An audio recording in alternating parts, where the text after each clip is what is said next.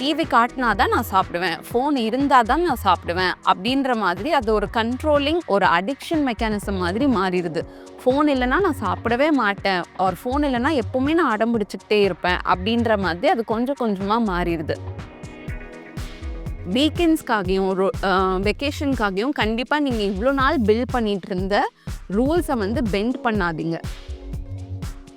எல்லாருக்கும் வணக்கம். என்ன பண்ணாலும் சரி, இந்த ஃபோனு டிவி காட்டாம என் குழந்தை சாப்பிடவே மாட்டேங்கிறான் அப்படின்னு புலம்புற பேரண்டா நீங்க, அப்ப இந்த வீடியோ உங்களுக்கானது தான். So screen time during feeding வந்து ரொம்ப ஆபத்துன்னு நிறைய பேருக்கு ஆல்ரெடி தெரிஞ்சிருக்கும். பட் ஸ்க்ரீன் டைம் ஆபத்து, அதை எப்படி தவிர்க்கலாம் அப்படின்னு சொல்லிட்டு குழம்பிட்டு இருப்பீங்க. ஸோ உங்களுக்கு ஸ்க்ரீன் டைமை கட் டவுன் பண்ணுறதுக்கு நான் இந்த வீடியோவில் 5 டிப்ஸ் வந்து சொல்ல போகிறேன். இந்த வீடியோவை எண்ட் வரைக்கும் பாருங்க. 4th டிப் வந்து என்னோட ரொம்ப ஃபேவரட்டான டிப்.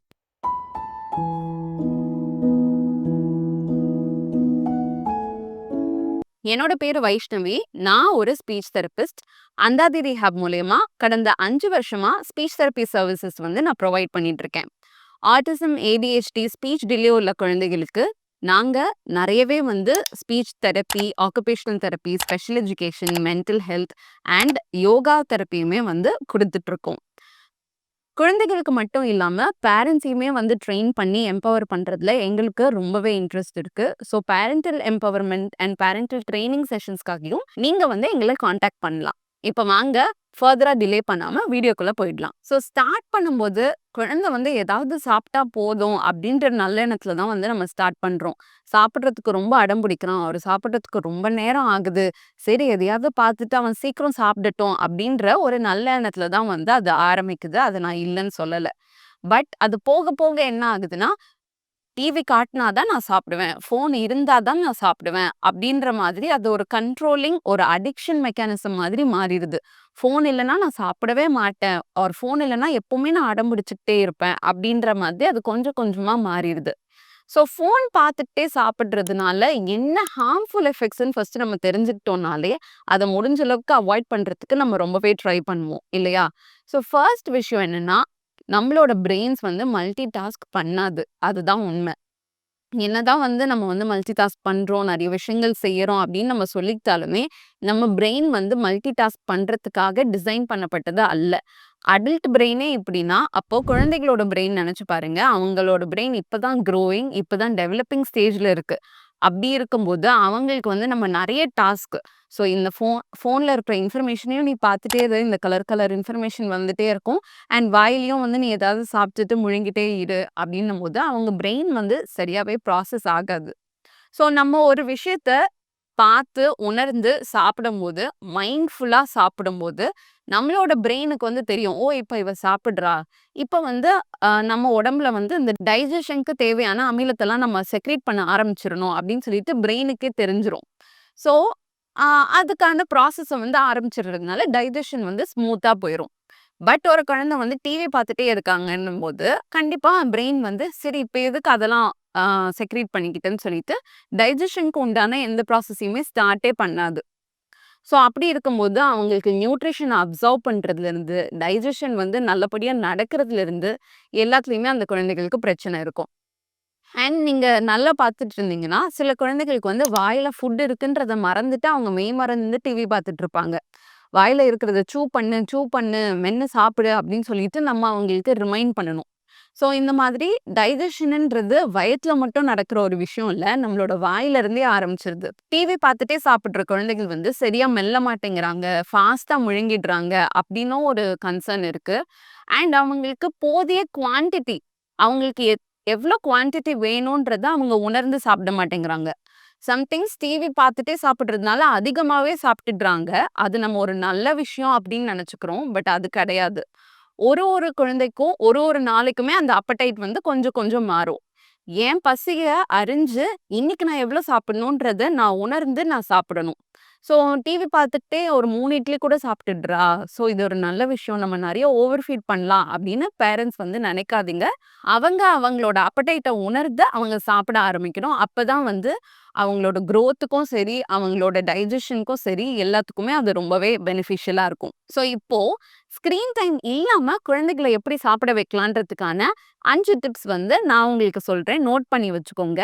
இது எந்த பெற்றோர்களுக்குலாம் யூஸ்ஃபுல்லா இருக்கும்னு நினைக்கிறீங்களோ, கண்டிப்பா இந்த வீடியோவ அவங்களுக்குமே ஷேர் பண்ணிருங்க. ஃபர்ஸ்ட் டிப் என்னன்னா, நீங்க யூசுவலா சாப்பிடுற இடத்துல இருந்து அந்த குழந்தைக்கு வேற ஒரு இடத்த வந்து மாத்தி விடுங்க. அந்த இடத்துல இருந்து டிவியோ, ஃபோனோ எதுவுமே இருக்கக்கூடாது. அவங்க கண்லயே அது படக்கூடாது.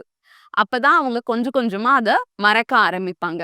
ஸோ நீங்க யூசுவலா சாப்பிடுற இடத்துலயே வந்து உட்காந்துட்டு, "நீ இனிமே டிவி கண்ணு முன்னாடியே டிவி இருந்துட்டு, நீ டிவி பார்க்காம தான் சாப்பிடணும்." அப்படின்னு சொன்னா அவங்க கேட்க மாட்டாங்க. ஸோ யூசுவலா சாப்பிடுற இடத்துல இருந்து நீங்க பிளேஸ மாத்தி ட்ரை பண்ணுங்க. டிவி அண்ட் ஃபோன் வந்து அவங்க கண்ணுக்கு எட்டுற தூரத்துல எங்கேயுமே இருக்கக்கூடாது. அத வந்து நீங்க பார்த்துக்கோங்க. டிப் நம்பர் 2 யாராவது ஒரு அடல்ட் வந்து அந்த குழந்தையோட சேர்ந்து சாப்பிடலாம்.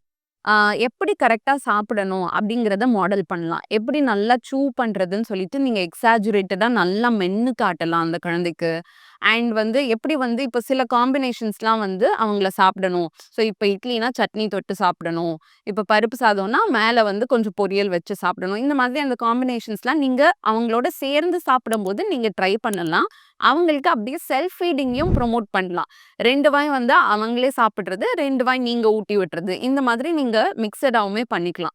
சின்ன வயசுல இருந்தே செல்ஃப் ஃபீடிங்க என்கரேஜ் பண்றது ரொம்ப ரொம்ப பெனிஃபிஷியலா இருக்கும். ஸோ அதுக்குமே இந்த மாடலிங் ஆர் ஈட்டிங் நீங்க சேர்ந்து சாப்பிடும்போது அத நீங்க ஈஸியா கொண்டு வந்துரலாம். இது வந்து செகண்ட் டிப்.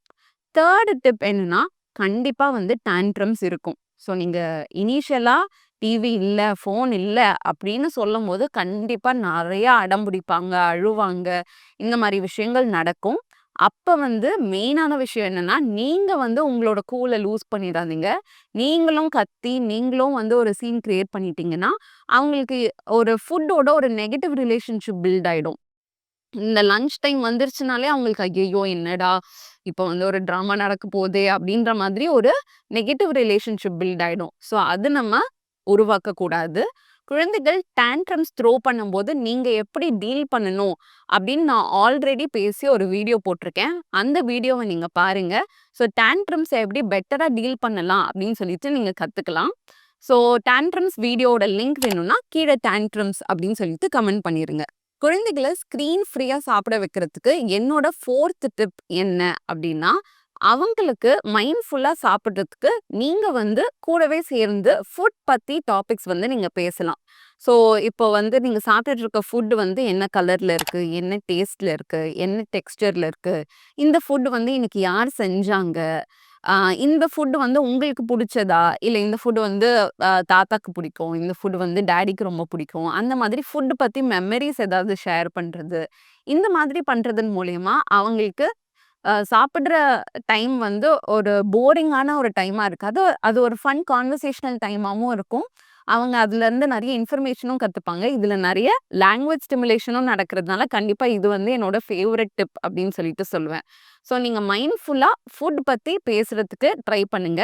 சின்ன குழந்தைகள்லாம் கலர், இது சூடா இருக்கு, இது வந்து காரமா இருக்கு அப்படின்றது மாதிரி அத வந்து டிஸ்கிரைப் பண்ண ஆரம்பிக்கலாம். இன்னும் கொஞ்சம் பெரிய குழந்தைகள்னா, உங்களுக்கு அது உங்களுக்கு அந்த ஃபுட் மேல அசோசியேட்டடா இருக்க மெமரீஸ் பத்திலாம் கூட நீங்க டீட்டெயில்டா வந்து பேசலாம். என்ன பேச வேண்டான்னா, கண்டிப்பா வந்து nutritional value or nutritional lecture வந்து எடுக்க வேண்டாம். இது சாப்பிட்டா கண்ணுக்கு நல்லது, இதுல விட்டமின் ஏ இருக்கு, இதுல விட்டமின் சி இருக்கு. அந்த மாதிரி லெக்சர் வேண்டாம். ஏன்னா, அந்த குழந்தைகள் வந்து சாப்பிட ஆரம்பிக்கும்போது என்ன விட்டமின்ஸ் இருக்குன்னு தேடி சாப்பிட மாட்டாங்க. என்ன கலர் இருக்கு, என்ன டேஸ்ட் இருக்கு அப்படின்றத எக்ஸ்ப்ளோர் பண்ணி தான் சாப்பிட ஆரம்பிப்பாங்க. ஸோ அத பத்தியே நீங்க பேசுறதுக்கு ட்ரை பண்ணுங்க. கடைசி டிப் ரொம்ப, ரொம்ப, ரொம்ப இம்பார்ட்டன்ட்டான டிப். ஸோ இவ்ளோ நாளா நீங்க வந்து இந்த டிப்ஸ் எல்லாம் ஃபாலோ பண்ணி, ஃபோன் இல்லாம, டிவி இல்லாம சாப்பிட வைக்கிறதுக்கு ட்ரை பண்ணிட்டு இருக்கீங்க. பட் இந்த ரூல்ஸ வந்து வீக்கெண்ட்ஸ்க்கு பெண்ட் பண்ணிறாதீங்க. ஓகே சாட்டர்டே, சண்டே தானே. இன்னைக்கு அவன் டிவியோட சாப்பிடட்டும். ஓகே இன்னைக்கு வெக்கேஷன் தானே. இப்போ வந்து கரெக்ட்டா ஏப்ரல், மே மாசம் வருது. குழந்தைகள் வந்து நல்லா வெக்கேஷன்ல இருப்பாங்க. ஸோ இப்போ வந்து ரூல்ஸே இல்ல அப்படின்னு சொல்லிட்டு நம்ம எல்லா ரூல்ஸையும் ஃப்ரீ பண்ணி விட்டுருவோம். ஸோ அப்படி இருக்கும்போது கண்டிப்பா அவங்களுக்கு திருப்பி ரொட்டீன் போறதுக்கு ரொம்ப ரொம்ப டிஃபிகல்ட்டா இருக்கும். ஸோ வீக்கெண்ட்ஸ்க்காகவும் வெக்கேஷன்க்காகவும் கண்டிப்பா நீங்க இவ்ளோ நாள் பில்ட் பண்ணிட்டு இருந்த ரூல்ஸ வந்து பெண்ட் பண்ணாதீங்க. ஏன்னா, அந்த குழந்தைகளுக்கு வந்து ஒரு மைண்ட் செட் வந்துரும். ஓகே. இந்த இந்த டைம்ல எனக்கு கிடைக்க ஆரம்பிச்சுரும். ஆர் இந்த டைம்ல வந்து நான் அடம் பிடிச்சா எனக்கு கிடைச்சிரும். அப்படின்னு சொல்லிட்டு அவங்களே ஒரு மைண்ட் செட் வந்து உருவாக்க ஆரம்பிச்சுருவாங்க. அண்ட் ஆல்சோ இப்பதான் ஒரு பழக்கத்த வந்து நீங்க மாத்த ட்ரை பண்றீங்க அப்படின்னும்போது, திருப்பி அதே பழைய பழக்கத்த இன்ட்ரோடியூஸ் பண்ணும்போது, அவங்களால அந்த பழைய பழக்கத்துல இருந்து மறந்தே வர முடியாது. ஸோ, இந்த ஒரு புது பழக்கத்த வந்து நம்ம உருவாக்குறோம்னா, அதுல வந்து ஸ்ட்ராங்கா இருங்க, ஸ்ட்ரிக்ட்டா இருங்க. அது ரொம்ப ரொம்ப இம்பார்ட்டன்ட். கடைசியா நான் பேரண்ட்ஸ்க்கு சொல்லணும்னு நெனைக்கிற ஒரே விஷயம் என்னன்னா, இன்டென்சிட்டிய விட கன்சிஸ்டன்சி தான் ரொம்ப இம்பார்ட்டன்ட். இப்போ ஒரு வொர்க் அவுட் பண்றோம்னு வச்சுக்கோங்களேன். ஒரே நாள்லயே நான் 2 ஹவர்ஸ் வொர்க் அவுட் பண்றேன்னு சொல்லிட்டு, ரொம்ப இன்டென்ஸா நான் வொர்க் அவுட் பண்ணி, ஒரே நாள்லயே 10 கிலோ குறைச்சிட முடியுமா? முடியாது. ஒரு ஒரு நாளும் 1/2 அன் ஹவர் வொர்க் அவுட் பண்ணாலும், அது வந்து ரொம்ப ரொம்ப எஃபெக்டிவா இருக்கும் லாங்கர் ரன்ல. ஸோ டெய்லி நீங்க இத ஃபாலோ பண்ணுங்க. அத ட்ரை பண்ணுங்க. ஸோ பெர்ஃபெக்ஷன்க்கு எய்ம் பண்ணாதீங்க. ஐயோ! இது எல்லாமே என்னால ஃபாலோ பண்ண முடியல. ஒரு டிப் ஃபாலோ பண்ணாலும் ஓகே. பட் அத டெய்லி ஃபாலோ பண்ணுங்க. கன்சிஸ்டன்ட்டா நீங்க டெய்லி ஃபாலோ பண்ணும்போது கண்டிப்பா பெட்டர் ரிசல்ட்ஸ் இருக்கும். இந்த கட்டம் வரைக்கும் இந்த வீடியோ பார்த்ததுக்கு ரொம்ப ரொம்ப நன்றி. ஸ்க்ரீன் டைம அவாய்ட் பண்ணி ஃபீடிங்க வந்து எப்படி பிளசன்ட்டா இன்னுமே வந்து இன்டராக்டிவா ஆக்குறதுன்னு சொல்லிட்டு நான் 5 டிப்ஸ் குடுத்திருந்தேன். உங்களோட ஃபேவரைட் டிப் எதுன்னு சொல்லிட்டு கீழ கமெண்ட் செக்ஷன்ல எனக்கு பதிவு பண்ணுங்க. உங்களுக்கு இந்த டாபிக்ல வேற ஏதாவது டவுட்ஸ் இருந்தாலுமே அதையுமே கீழ கமெண்ட் செக்ஷன்ல பதிவு பண்ணுங்க. வேற ஏதாவது டாபிக்ல நான் பேசணும்னு நீங்க ஆசைப்பட்டாலும், நீங்க அத கமெண்ட்ஸ்ல போடுங்க. பிகாஸ் உங்க எல்லாரோட கமெண்ட்ஸையுமே நான் படிச்சுட்டே இருக்கேன். அந்தாதி ரிஹாப் சேனலுக்கு நீங்க குடுத்துட்டு இருக்க ஆதரவுக்கு ரொம்ப ரொம்ப நன்றி. நீங்க நம்ம சேனல் வீடியோஸ்க்கு குடுக்குற லைக்ஸ், காமெண்ட்ஸ், சப்ஸ்கிரைப் நம்ம சேனலுக்கு ரொம்ப ரொம்ப ரொம்ப இம்பார்ட்டன்ட். மீண்டும் அடுத்த வாரம் இன்னொரு இன்ஃபர்மேட்டிவான வீடியோல நான் உங்கள சந்திக்கிறேன். நன்றி.